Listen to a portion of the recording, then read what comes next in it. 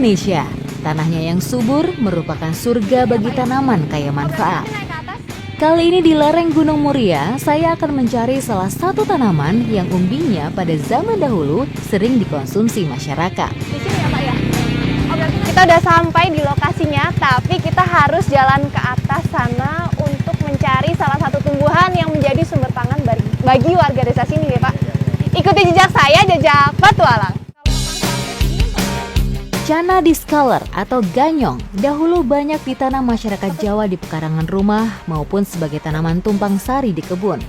Tanaman umbi satu ini termasuk tanaman yang tidak manja, bisa tumbuh di mana saja kecuali di daerah payau.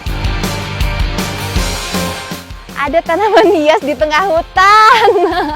Bukan, ini bukan tanaman hias. Ini nih yang kita cari, namanya ganyong. Salah satu ciri umbi ganyong sudah bisa untuk diambil manfaatnya, tentu saja kalau sudah berbunga atau berbuah. Semakin tua umur umbi, semakin besar pula ukurannya.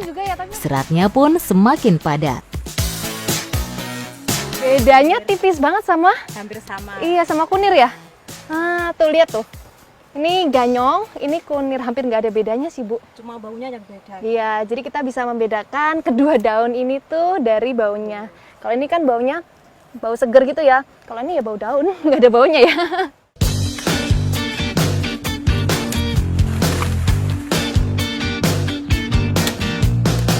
Udah dapet Pak? Umbi ganyongnya yang mana nih? Oh yang ini. Lah ini lengkuas ini Pak? Bukan? Bukan. Bentuknya tuh kayak lengkuas, cuman ukurannya ganyong ini lebih besar. Sebenarnya tidak susah buat mendapatkan umbi ganyong, karena hanya tertanam di kedalaman 10-20 cm saja. Jadi ganyong ini salah satu tumbuhan yang popularitasnya tuh udah mulai tergeser. Bahkan ini tuh udah hampir punah, makanya setelah kita ambil umbinya, ini ada tunasnya, kita tanam lagi.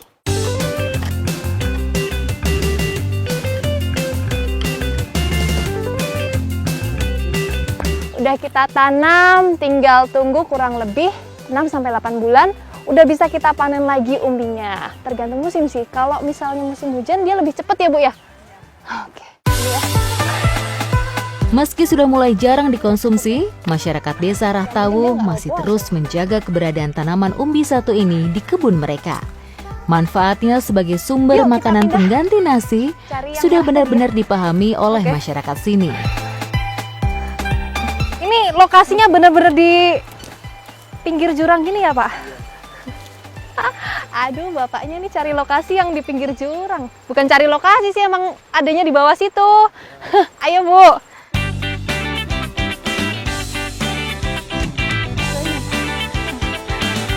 Nih kalau ini jenis yang ganyong merah nggih Bu. Bisa dilihat nih daunnya warnanya merah keunguan. Dari dua jenis umbi ganyong, keberadaan ganyong merah justru lebih susah untuk ditemukan. Selain warnanya lebih menarik, serat ganyong merah juga lebih padat dengan kandungan sedikit rasa manis di daging umbinya. Oke, udah dapet 2 kilo. Ini buat berempat cukup lah ya. Udah jauh-jauh datang ke sini, udah panen. Nggak lengkap kalau nggak diolah ya. Ikuti jejak saya, jejak petualang.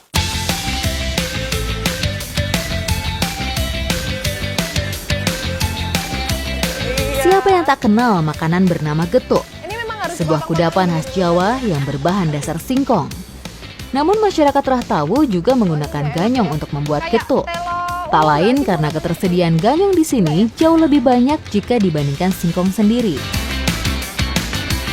Ganyong ini biasanya dijadikan sumber pangan alternatif bagi masyarakat di pedesaan, di pegunungan, karena rasanya yang enak dan mengandung karbohidrat yang tinggi. Sekarang kita mau olah ganyongnya jadi getuk. Proses pembuatan getuk ganyong sama dengan getuk singkong. Hanya saja perlu waktu jauh lebih lama untuk merebus umbi ganyong sampai benar-benar empuk dan bisa ditumbuk. Wow, udah mendidih nih Pak. Akhirnya ya, setelah sejam nungguin, ini mendidih juga.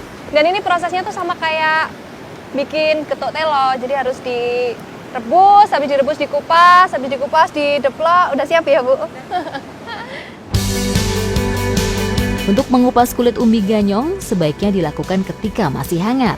Tujuannya supaya kulit tidak merekat lagi ke daging umbinya. Karena rasa ganyong lebih hambar daripada singkong, untuk proses penumbukan getuk ganyong juga harus ditambah gula merah cair.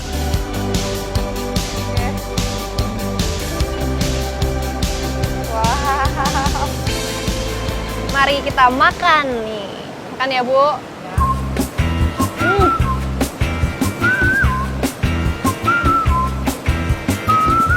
Manis tenan. Ini nih kalau dibandingin sama getuk telo, rasanya tuh jauh lebih manis ini, dan ganyong ini karena ada seratnya jadi menambah sensasi tersendiri di lidah itu ya, Bu. Enak ya? Sebagai makanan alternatif pengganti nasi, ganyong memiliki kandungan serat sangat tinggi. Nilai karbohidratnya juga tak kalah dari singkong atau umbi jalan.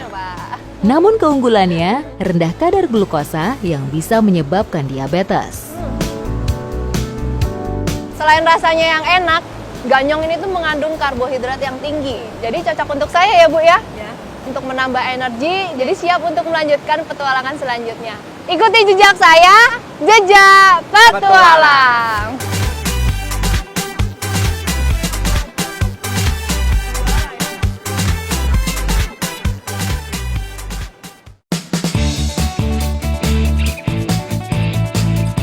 Besok di jam yang sama, jam 2 siang, waktunya bertualang.